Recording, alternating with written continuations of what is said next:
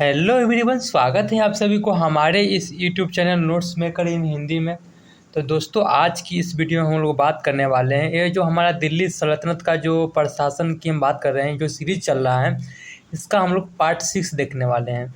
चलिए, हम लोग पार्ट 6 में आज हम लोग क्या पढ़ने वाले हैं। तो आज हम पढ़ने वाले हैं मोहम्मद बिन तुगलक, यानी MBT शॉर्ट नेम है।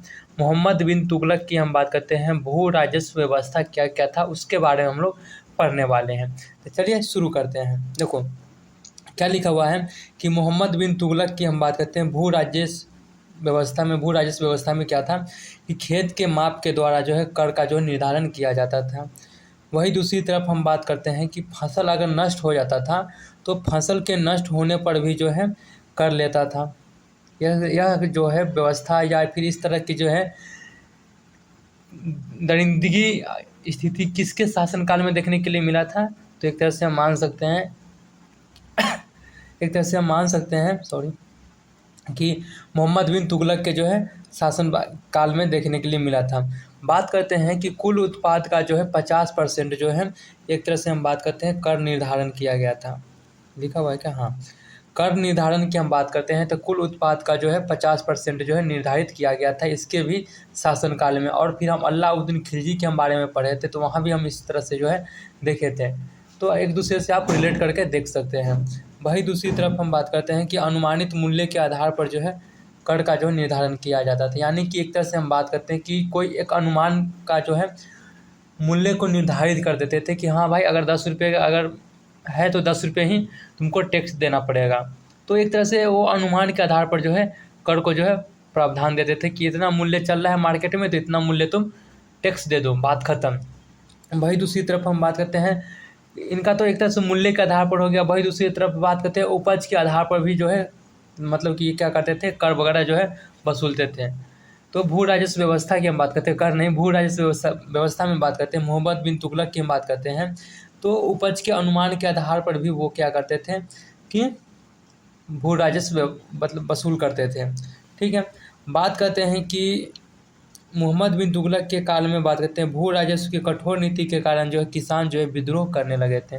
स्वाभाविक है भाई, इतना अगर कठोर नियम रहेगा, पहली नंबर बात तो अगर फसल नष्ट हो जा रहा है तभी भी आप भू राजस्व मतलब कि भूमि से जो कर्ज होता है उसका ले रहे हैं।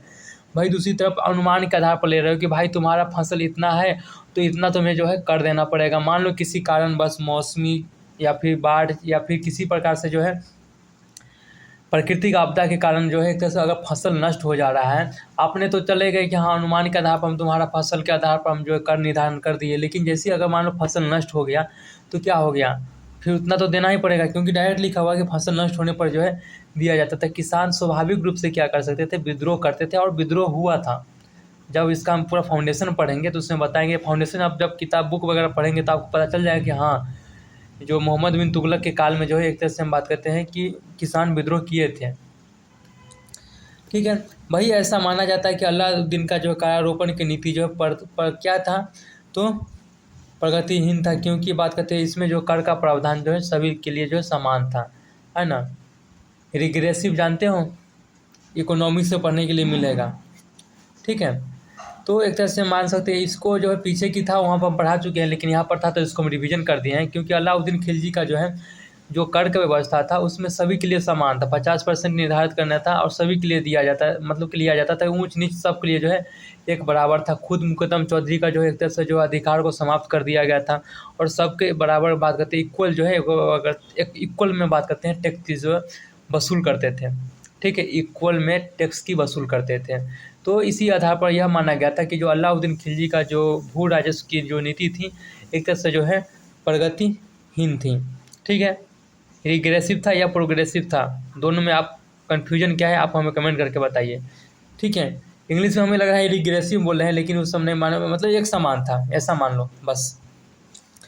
अब बात करते हैं कि दिल्ली सल्तनत की हम बात करते हैं, कुछ केंद्रीय सीमाएं थी।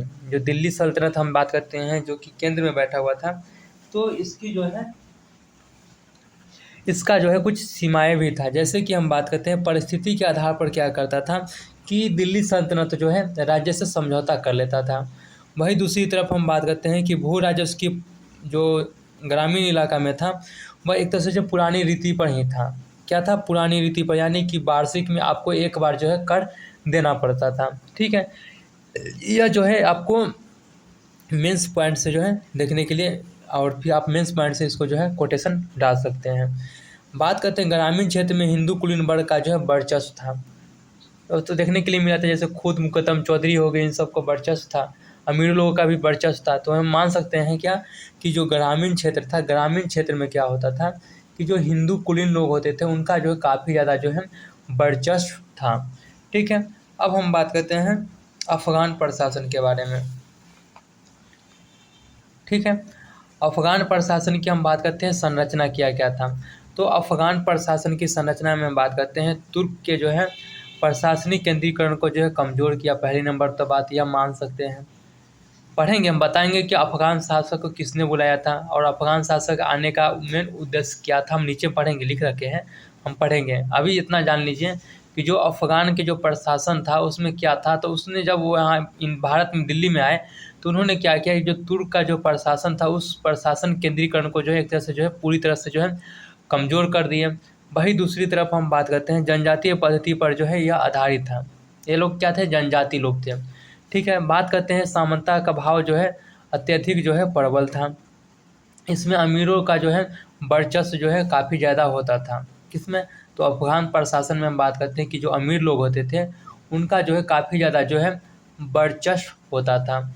बात करते हैं कि शासक, क्योंकि इसमें अमीर लोगों का जो काफ़ी ज़्यादा वर्चस्व था, तो दिल्ली के सल्तनत के जो शासक होते थे वह क्या करते थे, अमीर लोग के साथ जो है कालीन पर बैठते थे। क्या लिखा हुआ है, कालीन, समझ सकते हो ना, कि अगर मान कि आज के डेट में हम रिलेट नहीं कर पा रहे हैं क्योंकि हम अपने देश के सम्मान देना चाह रहे हैं, लेकिन उस समय में क्या था कि अमीर लोगों का इतना वर्चस्व बढ़ गया था।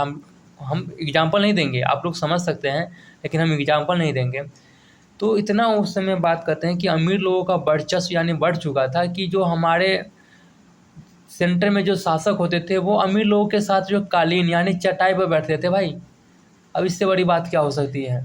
ठीक है, हम आज के बारे में और आज के टाइम समय से हम रिलेट नहीं करेंगे क्योंकि हम बता रहे हैं कि हम अपने देश के सम्मान के लिए हम ऐसा नहीं बोल सकते हैं, लेकिन आप लोग रिलेट कर सकते हैं। ठीक है, बात करते हैं कि अफ़गान इतिहास का, हाँ फिर बात करते हैं कि जो अफ़गान शासक को जो बुलाने का जो निर्णय था, यह निर्णय कहाँ से आया, कैसे आया। तो हमें तो मालूम होना चाहिए ना कि भाई अफ़गान शासक हमारे भारत में क्यों आया, फिर आया तो फिर तुर्क शासन को कमज़ोर कैसे किया, इन सभी चीज़ों के बारे में तो हमें तो देखना पड़ेगा।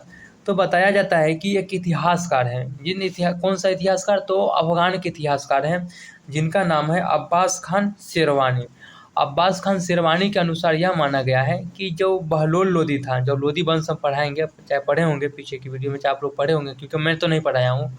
ठीक है, तो जो पढ़ाऊँगा, ऐसा नहीं कि नहीं पढ़ाऊँगा, पढ़ाऊँगा, लेकिन अभी हम नहीं पढ़ाए हैं। ठीक है, क्योंकि नोट्स बना रखे हैं, और तो हम सोचे दिल्ली प्रशासन चल रहा है तो उसके बाद हम शासक के बारे में पढ़ लेंगे, फिर कल्चर के बारे में पढ़ लेंगे, A to Z करेंगे, सिस्टमेटिक करेंगे। बहुत सारा नोट्स होता है, बनाना पढ़ाना बहुत है। तो देखो, बहलोल लोदी ने बात करते हैं सैयद शासक, जो कि सैयद शासक किसके, तो आलम खां से जो है जब गद्दी प्राप्त किया, यहाँ पर कन्फ्यूजन होगा, अब्बास खान शेरवानी जो कि अफ़गान के इतिहासकार थे। ठीक है, उनके अनुसार यह बताया गया कि जो बहलोल लोदी था, बहलोल लोदी क्या किया था, जब सैयद शासक जिसका नाम क्या था, आलम खां से जब गद्दी को जब प्राप्त किया था, तो उसने यह सोचा कि भाई इस अभी समय क्या है कि यहाँ पर एक तरह से युद्ध का माहौल है। युद्ध का माहौल होने के कारण उन्होंने क्या किया, बहलोल लोदी ने क्या काम किया कि रोह के अफ़गान को भाई आमंत्रण किया कि भैया तुम आओ हमारे यहाँ। उसके लिए कुछ प्रस्ताव रखा कि आप आओगे तो ऐसी थोड़ी आओगे, कि हम वो भी सोचा कि भाई हम ऐसी थोड़ी जाएंगे। तो उसके सामने कुछ प्रपोजल इन्होंने रखे हैं, बहलोल लोदी ने, जो कि लोदी वंश से था, और सैयद वंश से कौन था, जिसके मतलब कि हरा का उस पर जो है गद्दी पर बैठा था। तो सैयद शासक में हम बात करते हैं आलम खां, ध्यान देने वाली बात है, आप यहाँ पर हाईलाइटर कर सकते हैं। तो सैयद शासक आलम खां से जब गद्दी प्राप्त किया तो उससे एक तरह से जो है साम्राज्य में विरोधी नजर आने लगा।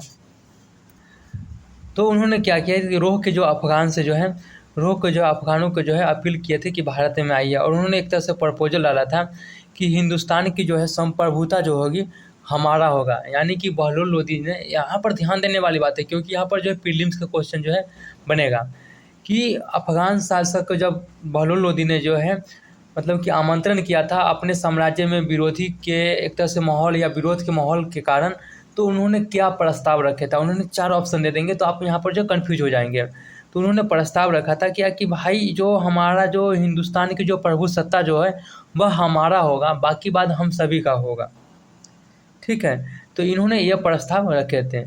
तो हम बात करते हैं कि बहलोल लोदी और अफ़गान प्रशासन के बारे में हम लोग पढ़ चुके हैं, और हम आपको वीडियो को हम बात करते हैं कि यहीं पर हम विराम देते हैं, जो कि मेरा लेक्चर 6 जो है कंप्लीट हुआ। फिर हम लोग लेक्चर 7 में देखेंगे कि जो कि बात करते हैं तुर्कों के आगमन के समय अर्थव्यवस्था क्या था, दिल्ली सल्तनत की कृषि अर्थव्यवस्था क्या था, इन सभी चीज़ों के बारे में हम लोग पढ़ेंगे। ठीक है, चलिए फिर हम लोग मिलते हैं नेक्स्ट वीडियो, जो कि मेरा पार्ट 7 होगा। अरे पार्ट 7 तो लिख दूँ। ठीक है, तब तक के लिए बाय बाय, धन्यवाद। आप लोग चैनल पर नए हैं तो चैनल को सब्सक्राइब कीजिए, दोस्तों के पास शेयर कीजिए।